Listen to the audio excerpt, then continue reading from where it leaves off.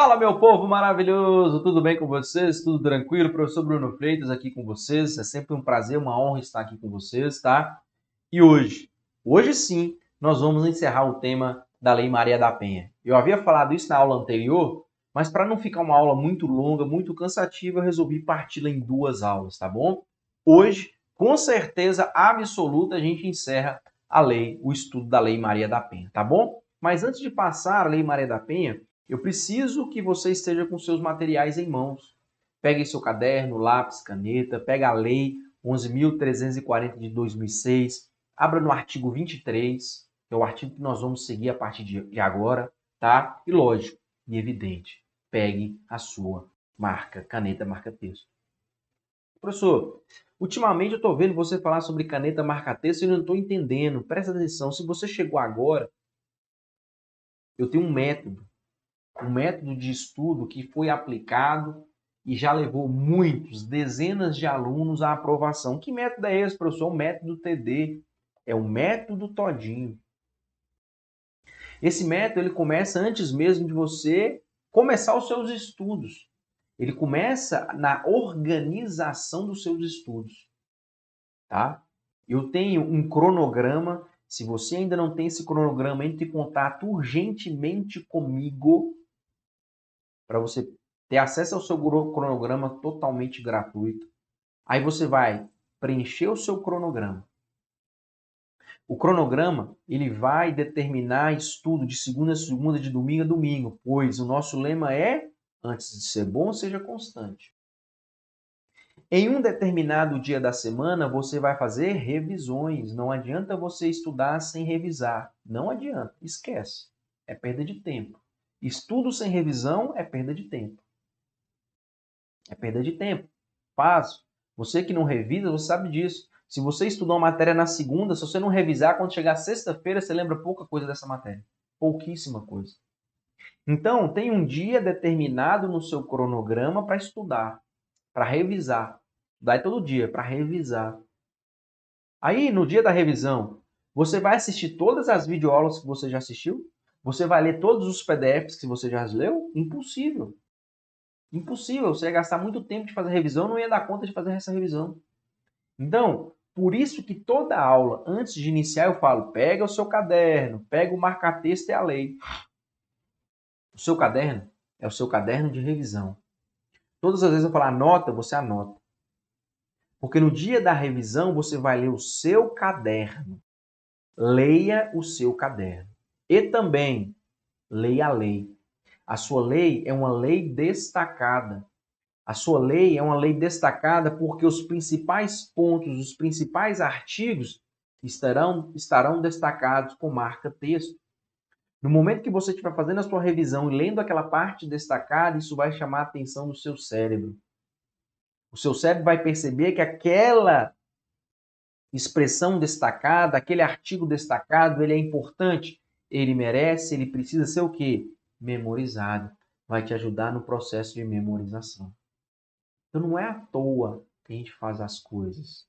Tem todo um sentido, tem todo um estudo, tem toda uma aplicação e tem dado muito certo. Então se você quer parar de ser reprovado e passar a ser aprovado, tenha um método. Eu estou te apresentando o meu método. Para você verificar se ele dá certo ou não para você, você tem que aplicar. A primeira coisa é aplicar. Se você não aplicar, você não vai saber. Mas se você não gostou do meu método, procure um método, porque senão você não vai ser aprovado. Você vai perder muito tempo estudando, vai nadar e morrer na praia. Tranquilo? Aqui é o método TD, é o método todinho. Beleza? Essas instruções foi para que você pudesse pegar o seu material. Tá com tudo em cima, lei aberta, marca texto, caderno, então vamos embora. A gente vai seguir o estudo da Lei Maria da Penha hoje através do artigo 23. Olha lá. Poderá o juiz, quando necessário, sem prejuízo de outras medidas. Cuidado aqui agora. Preciso da sua atenção. Na aula passada, nós estudamos o artigo 22. Lá no artigo 22, nós temos medidas protetivas de urgência. será aplicada pelo juiz em face do agressor. Quem tem que cumprir essas medidas? O agressor. O 22, quem cumpre é o agressor. Agora aqui no artigo 23, nós vamos ver algumas medidas que o juiz também vai aplicar, só que agora quem vai cumprir é a mulher, a vítima. E vocês vão perceber mais uma vez que são medidas que buscam, que têm a finalidade de quê? Proteção da mulher. Então você vai pegar o seu caderno e vai anotar. Presta atenção, hein? Presta atenção. Olha o método já sendo utilizado. Olha todinho. Coloca assim, artigo 22, medida protetiva de urgência. O juiz aplica, quem cumpre é o agressor. Pode colocar dessa forma. Artigo 22, medida protetiva de urgência, quem aplica é o juiz, quem cumpre é o agressor. Artigo 23, outras medidas. Quem aplica é o juiz, agora quem cumpre é a própria mulher vítima. É a própria mulher vítima. Tudo bem? Se liga nisso aí. Olha aí, ó. Essas medidas do 23 serão cumpridas pela mulher. 1. Encaminhar a ofendida e seus dependentes a programa oficial ou comunitário de proteção ou de atendimento. Determinar a recondução da ofendida e de seus dependentes ao respectivo domicílio após afastamento do agressor. 3. Determinar o afastamento da ofendida do lar. Uai, professor, o juiz não vai afastar, não é o agressor, não? É, galera. Como regra, o juiz vai afastar o agressor. Mas ele pode afastar a ofendida? Pode também. Pode também. Beleza? Em regra, quem é afastado é o agressor. Mas a depender do caso concreto, não tem como você afastar o agressor. Então, nesse caso, você afasta quem? A mulher, a ofendida. Beleza? Você afasta a ofendida. Olha aí, terceiro. Determinar o afastamento da ofendida do lar, sem prejuízo dos direitos relativos a bens, guarda dos filhos e alimentos. Quarto, determinar a separação de corpos. Quinto, determinar a matrícula dos dependentes da ofendida em instituição de educação básica mais próximo do seu domicílio. Olha aí, ó. Ou a transferência, olha aí, deles para essa instituição, independentemente da existência de vaga. Imagine que o juiz precisou retirar a mulher, afastar ela do seu lar. Tudo bem? Era ali próximo do lar que os filhos estudavam. Ela teve que ser afastada, ela foi retirada, sei lá, vamos imaginar que ela foi retirada do bairro. Foi levada para um outro bairro. Tudo bem? Imagina se ela tivesse que ficar levando as crianças, os filhos, naquela escola que era próxima do seu lar. Possivelmente ela teria contato com o agressor. Possivelmente ela não teria condições financeiras de fazer isso todos os dias. Possivelmente ela teria que tirar os filhos da escola. É por isso essa garantia. Então, se ela foi afastada do lar, foi levada para um outro local, ela tem o direito de matricular os filhos naquela escola. Ou então, se eles já estiverem matriculados em uma outra escola, ela tem o direito de transferir eles para aquela escola, mais próximo agora do seu local, onde ela está ficando. Beleza? Justamente para não inviabilizar isso. Justamente para não ter que tirar os filhos da escola, prejudicando dessa forma os filhos. Tranquilo? Então, beleza. Show de bola. Vamos embora. Aqui. Ai, ai, ai. Ai, ai, ai. Artigo 24A. Esse artigo, ele não é muito recente, mas é um artigo que despenca nas provas. E por que eu estou falando isso? Lá no início, quando eu comecei a dar aula, eu chegava na sala de aula e falava assim, galera,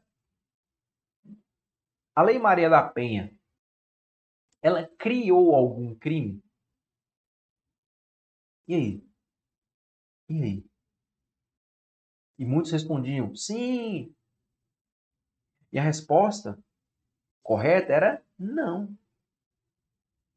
A Lei 11.340 de 2006, quando ela foi criada, quando ela foi instituída, ela não criou nenhum tipo penal. Não tinha dentro da Lei Maria da Penha nenhum crime, galera. Zero crime. Zero crime. Zero crime. Não tinha. Ok? Não tinha nenhum crime. Nós temos aqui na Lei da Maria da Penha vários procedimentos para assegurar, resguardar a mulher vítima de agressão. Lei Maria da Penha. Esse é o intuito. Só que em 2018 essa realidade mudou. E aí eu tive que mudar o meu discurso em sala de aula. Agora, a Lei Maria da Penha criou um crime.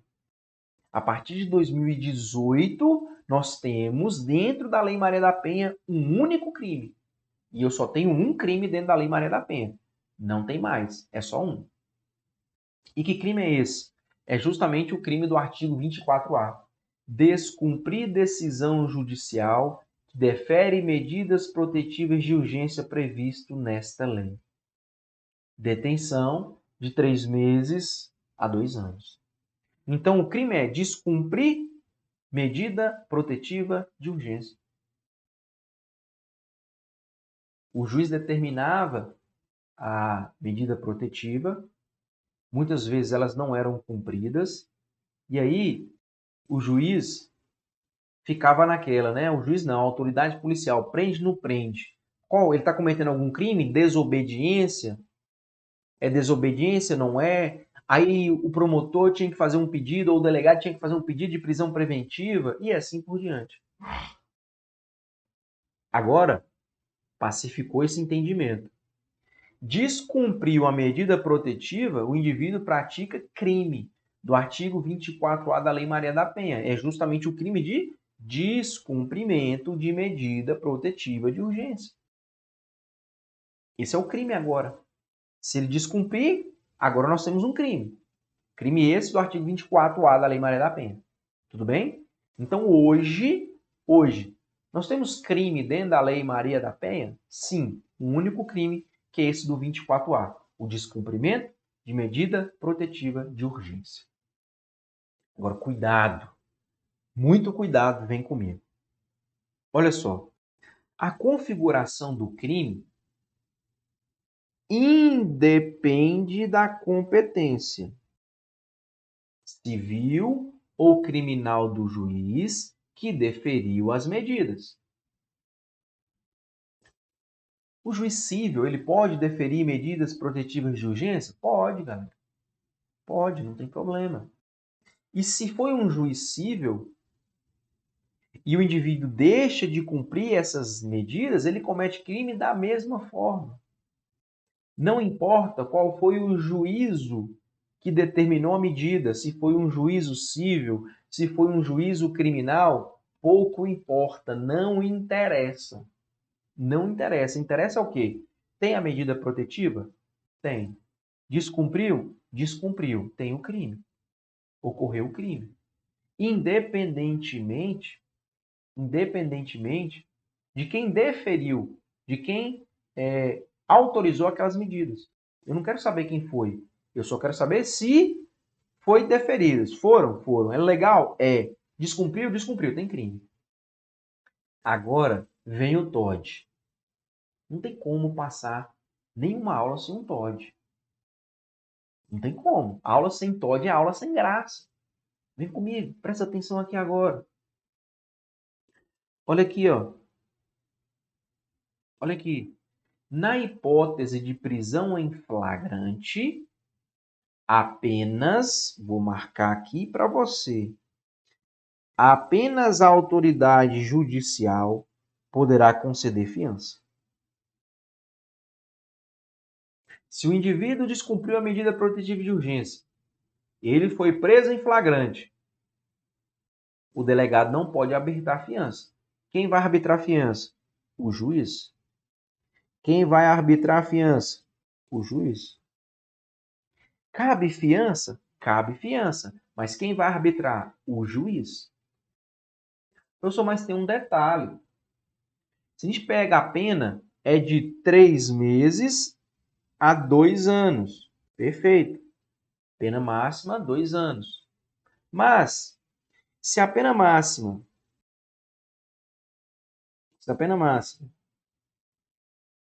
é até 4 anos,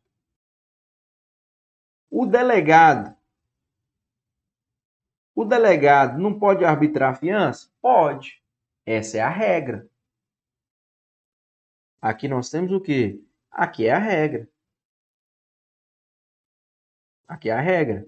Mas o parágrafo 2º criou o quê? Uma exceção.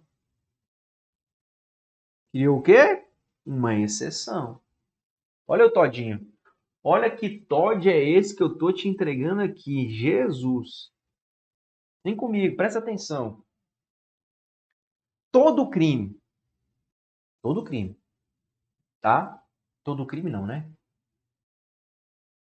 Crime cuja pena máxima é até 4 anos, beleza? Presta atenção.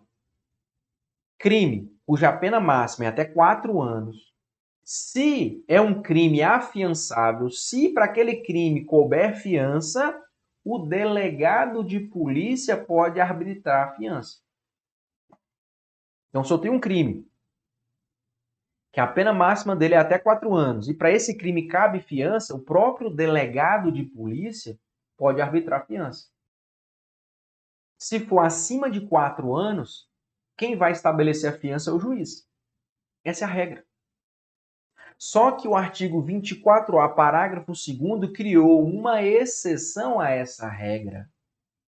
E por isso que eu estou falando que isso aqui é o TOD. Isso aqui vai despencar nas provas, porque é exceção. É exceção. É exceção. Beleza? Como assim exceção? Presta atenção. Se a gente pega o 24A, a pena máxima é até o quê? 2 anos. 2 anos. É um crime que cabe fiança. É um crime que cabe fiança. Então, em regra, deveria ser o próprio delegado de polícia o responsável por arbitrar a fiança. Mas o parágrafo 2º, ele criou a exceção. Ele criou a exceção dizendo, se ele for preso em flagrante, quem vai arbitrar a fiança, a competência para arbitrar a fiança é do juiz. O delegado não pode arbitrar a fiança. O delegado não pode arbitrar fiança. Cuidado com isso, galera. Cuidado. Por quê? Porque é uma exceção. Exceção, o examinador adora exceção. Adora. Beleza? Então presta atenção. Nós temos crime hoje na Lei Maria da Penha? Temos um único crime, que é o crime de descumprir medida protetiva de urgência. Esse crime cabe fiança? Cabe fiança. Mas quem vai arbitrar a fiança? Somente o juiz. O delegado de polícia não pode arbitrar fiança. O delegado de polícia não pode arbitrar fiança. É uma exceção criada aí por esse crime. Beleza? Tranquilo? Show de bola. Vamos embora. Vamos para frente. 26. Presta atenção. Vou até marcar aqui, você vai pegar a sua lei e vai marcar. Caberá ao Ministério Público. Lembra, lá no início do estudo da Lei Maria da Penha, o que eu falei com vocês assim, galera? Fiquem ligados, porque a Lei Maria da Penha tem hora, tem algumas circunstâncias, tem algumas ações que serão determinadas pelo delegado de polícia. Tem outras ações que serão determinadas pelo juiz. Tem outras ações que caberá a quem? Ao Ministério Público. E aí, o examinador ele começa a misturar isso tudo. Ele pega a atribuição do delegado e fala que é do juiz. Ele pega a atribuição do MP e fala que é do delegado. Ele pega a atribuição do delegado e fala que é do juiz. Então, ele começa a fazer aquela mistureba toda. Então, desde o início das aulas, no início do nosso estudo da Lei Maria da Penha, eu venho chamando a sua atenção. Isso aqui é da competência do delegado, da autoridade policial. Isso aqui é da competência do juiz. Agora eu vou te mostrar o que caberá ao Ministério Público. Olha aí. Caberá ao Ministério Público, sem prejuízo de outras atribuições, nos casos de violência doméstica e familiar contra a mulher, quando necessário, requisitar, olha aí, requisitar força policial e serviços públicos de saúde, de educação, de assistência social e de segurança, entre outros. 2. Fiscalizar os estabelecimentos públicos e particulares de atendimento à mulher em situação de violência doméstica e familiar e adotar, de imediato, as medidas administrativas ou judiciais cabíveis no tocante a quaisquer irregularidades constatadas. E 3. Cadastrar os casos de violência doméstica e familiar contra a mulher. Olha aí, estou lhe mostrando mais atribuições do Ministério Público. Nós já vimos outras, mas sempre que a gente vê, eu destaco. Isso aqui é do Ministério Público, isso aqui é da autoridade policial, isso aqui é do juiz. E por que eu faço isso? Porque é importante você separar quando é atribuição de um, quando é atribuição do outro. Eu tenho certeza que você já está fazendo questões sobre a Lei Maria da Penha. Eu tenho certeza disso. E quando você vai realizar questões da Lei Maria da Penha, isso já ficou evidente para você. Se você ainda não está fazendo questões, você está perdendo tempo. Faça questões. Faça questões. Lá no nosso plano de estudos, lá também tem separadinho. Quando é que você vai ler, quando é que você vai assistir videoaula, quando é que você tem que assistir, quando é que você tem que fazer questões. Então fica ligado. Tá? E quando você pega a sua lei e ela está toda destacada, você bate o olho e já percebe, opa, isso aqui é autoridade policial, opa, isso aqui é MP, opa, agora é o juiz. Fica claro, fica evidente, facilita os seus estudos. E é para isso que eu estou aqui. É para isso que eu estou aqui. Eu estou aqui para te orientar. Eu estou aqui para te indicar o caminho. Eu estou aqui para otimizar os seus estudos. Se não fosse para isso, você não precisava de mim, não. Pega a Lei Maria da Penha, estuda, lê do primeiro ao último artigo, lê até você memorizar, decorar. Mas não é isso, não é assim que funciona o estudo. Por quê? Tem muita coisa da Lei Maria da Penha que nunca caiu na prova e nunca vai cair. Por outro lado, tem coisas na Lei Maria da Penha que sempre caem. Tem artigos que toda a prova cai. E esses artigos eu estou aqui indicando, estudando, marcando com vocês. Esse é meu trabalho. Esse é o meu trabalho. Tranquilo? Então, o 26 nós temos aí atribuições do Ministério Público, tá bom? Para a gente encerrar essa lei, o estudo, olha o artigo 41, se liga nele, tá? Aos crimes praticados com violência doméstica e familiar contra a mulher, independentemente da pena prevista, não se aplica a Lei 9.099 de 95. Ou seja, não se aplica a lei do juizado especial. Quando nós estamos diante de uma violência doméstica e familiar contra a mulher, não se aplica a lei do juizado especial. E aí, parece ou coisa assim, beleza, não aplica a lei 9.099, e daí? Presta atenção. A lei 9.099, ela criou várias medidas despenalizadoras. Nós temos lá a composição civil dos danos, nós temos lá a transação penal, nós temos lá a suspensão condicional do processo. São institutos que buscam compor o acordo entre as partes para evitar o que? A instauração de um processo, por exemplo. Esses institutos despenalizadores não vão ser aplicados no caso de violência doméstica e familiar. Não vão. Por quê? Porque a Lei 9.099 não pode ser aplicada. Entende? Então o indivíduo ele não vai ter direito à transação penal, ele não vai ter direito à composição civil dos danos, ele não tem direito à suspensão condicional do processo. Ele não tem direito a essas medidas despenalizadoras. Por quê? Porque a Lei 9.099 não é aplicada. Então tem vários desdobramentos sérios contra isso. O indivíduo ele vai perder vários benefícios que a Lei 9.099 criou. Ele não vai ter direito por quê? Porque o artigo 41 ele diz que é proibido aplicar a Lei 9.099. E quando ele diz que não pode aplicar a Lei 9.099, nós não podemos aplicar os institutos despenalizadores, porque estão na Lei 9.099. Estão na Lei 9.099. Tranquilo? Beleza? Cuidado com isso aí. Tranquilo? E aí, então, chegamos ao fim do estudo desta lei. Galera, fizemos um estudo detalhado da Lei Maria da Penha. Um estudo daqueles artigos que tem maior probabilidade de vir na sua prova. Quer provar isso? Faça exercícios. Verifica se as questões que você não vai resolver, se não estão dentro desses artigos que eu expliquei para você, faça esse teste. Você vai se surpreender. Vai se surpreender, tá bom? Mas galera, lógico e evidente, se ficou qualquer dúvida sobre essa Lei Maria da Penha, manda aqui para mim. Teria um prazer muito grande em responder a todos vocês, tá bom? No mais, a gente se vê na próxima aula. Valeu, turma! Valeu! Tchau!